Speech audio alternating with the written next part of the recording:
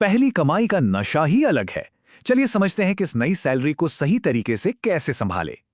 पर सोचने वाली बात यह है कि महीने की शुरुआत में आई सैलरी इतनी जल्दी गायब कहाँ हो जाती है। होता क्या है, शॉपिंग लिस्ट तो बहुत लंबी बन जाती है, लेकिन असल में बैंक बैलेंस एकदम लिमिटेड होता है। यही एंट्री होती है क्रेडिट कार्ड्स की, और इसी के जाल में फंसकर पूरी फाइनेंशियल प्लानिंग गड़बड़ा जाती है। सिर्फ दिखावे के लिए महंगे फोन या कार लेना बहुत जल्दी एक भारी भरकम बोझ बन जाता है। मजे की बात तो ये है कि कभी-कभी हमारे पेरेंट्स भी अनजाने में कुछ गंभीर गलतियां कर बैठते हैं।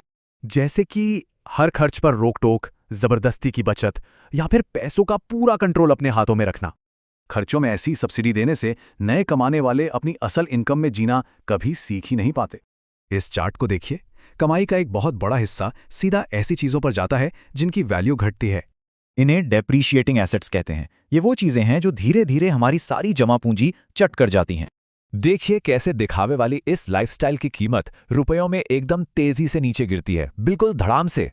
असली फाइनेंशियल समझदारी इसी में है कि हम अपनी पक्की जरूरतों और फालतू इच्छाओं के बीच का फर्क समझें।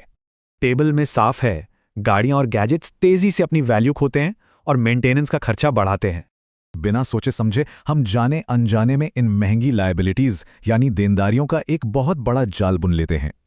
सच कहूं तो जब जेब खाली होती है ना, तभी इंसान पैसों की असली अहमियत और मैच्योरिटी सीखता है।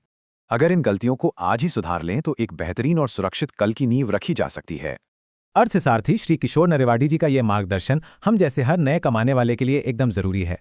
तो सवाल ये है, क्या ये पहली सैलरी असली वेल्थ बनाएगी या फिर सिर्फ जिंदगी भर की लायबिलिटीज?